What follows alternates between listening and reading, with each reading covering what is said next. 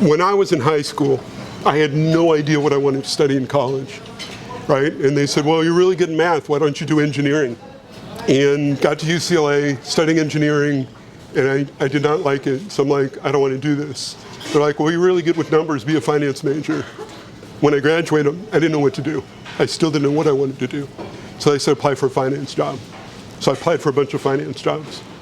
And 25 years later, I look backwards and I'm thinking, why am I doing this?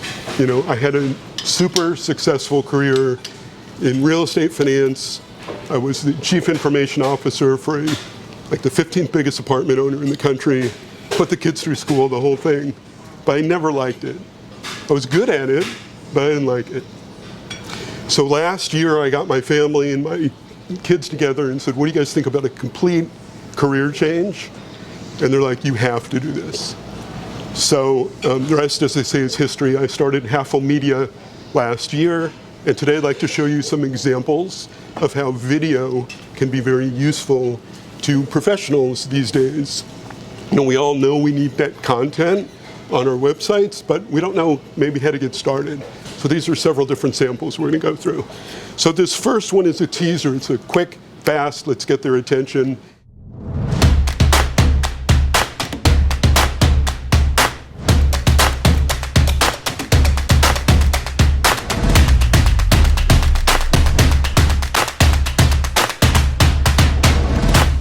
Sometimes your clients only see your finished product, but they don't see all the hard work and the effort and the expertise, you know, and everything that goes into it. So a behind the scenes look is a great way to let your customers or potentials really get that behind the scenes look, sort of that private look. This is something I did for a local artist, and it's a behind the scenes.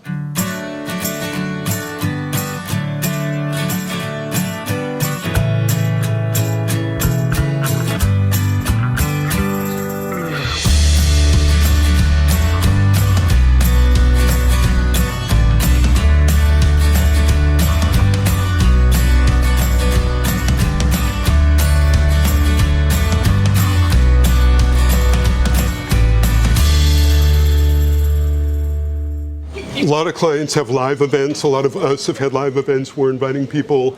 A great use of video sometimes is to do highlights from an event that you're hosting to show the interaction and people having a good time, sharing community, that type of thing.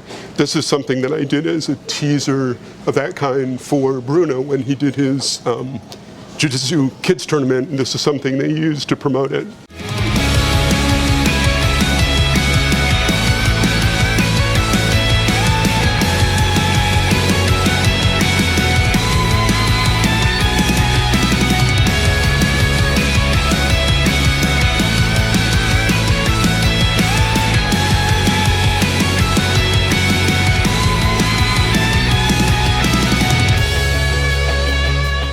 So for service businesses, you're probably competing with a lot of people. We all go to these types of meetings and you meet people and there's almost always someone else doing the same kind of thing, or if you're out in the community, there's people doing the same kind of thing. It's important to connect with your audience by showing them that you're human, that by connecting, that you're one of us, you're a member of the community. So I try to differentiate myself with the video I do by spending a lot of time interviewing my clients to really pull out what's important to them and to show them as being real people. I did a series of videos, a campaign for a local plumbing company, and when I was doing the interviews, I had to go upstairs to grab some equipment, and so of course I left the video rolling. They didn't know that. This is just a short clip that just sort of gives a commentary on how important those questions are. That was pretty cool, man. I think he got like a... That was cool. Great question. He got what was like deep down there and stuff, you know. He kind of brought the feels out. Yeah, yep. Got us all warm and bubbly. So that was for the plumbing company. And then the following thing is the clip that we put together for them, which really shows a typical local family business. Thank you for calling Newcomb Plumbing. This is Adriana. How may I help you? As far back as I can remember, I've been in the plumbing truck. Also, just kind of take us around, you know. I probably knew pipe size by the time I was 7 years old, and been in the truck my whole life. having experiences and petting dogs. It's not about broke fix. It's about coming out and providing some sort of calm and being a cavalry. You know, in this trade, we gotta be able to remain calm and figure it out and have those solutions every time. The end of the call isn't when the repair is made. The end of the call is when drywall's up, when paint's on the walls. Very intrusive to come into somebody's house and do anything. So you can get plumbers all day long, but you got to get a plumber with a heart that cares about the customer. And if you don't, we're just not going to hire you. That's why our wives do it. It's the trust level. It's the family. It's what we're all about. We're not a company that's a face and, you know, an image or a brand that you're not going to be able to get a person. When you call, you talk to my wife or you talk to his wife. When there's a problem, you talk to Mark as the service manager and I'm the general manager. This is our family. This is what we do, and we take care of other families. You know, that's all we know. If you find yourself in trouble, give us a call. And sometimes the client isn't even a company or a person.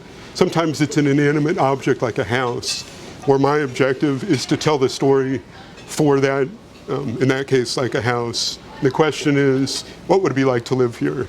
Here's an example of a real estate video. Welcome to 29388 Madera Lane, conveniently located in the highly sought-after Tesoro neighborhood. From the moment you walk in, you can see that this home has been designed for family living. Whether you're in the mood for cozy or formal, you'll definitely enjoy every room in this magnificent home.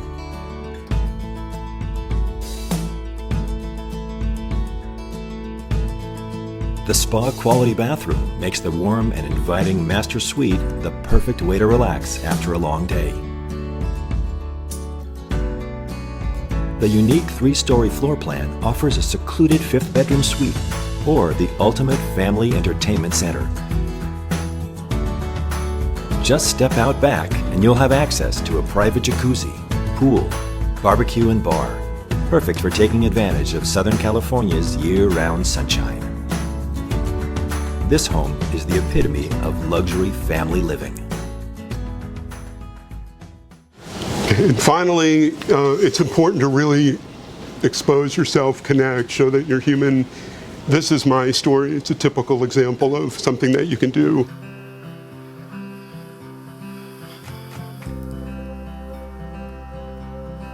Okay, are you ready? Yep.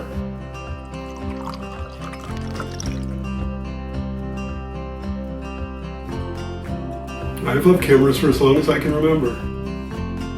My dad was always making home movies of us when I was a kid. He had this cool Super 8 camera, which was way ahead of the times back then. Dad would always be scoping out the next best shot. I remember grabbing the camera case one day. I must have been about 3 years old, and I put it up to my eye, and I was running around pretending to film movies, just like my dad used to do. When I was 7, I wanted to make my own movie. I got my dad's camera and a couple of friends to help me out. I had the two of them sit on the sidewalk, sort of like two cars in a train. I would shoot for a second or so, and then have them move up a couple inches, and on and on. It was pretty corny looking back at it, but it was the first movie I ever made. When my kids were growing up, I was always the dad with the camera. I wasn't going to miss all the great moments, like birthdays and when my daughters first walked. As time went on, I kept getting more and more into it. And I can't tell you how many times I stayed up all night watching how-to videos on YouTube. This led to shooting local concerts, weddings, producing highlight reels for high school athletes, investing in new camera equipment and lenses,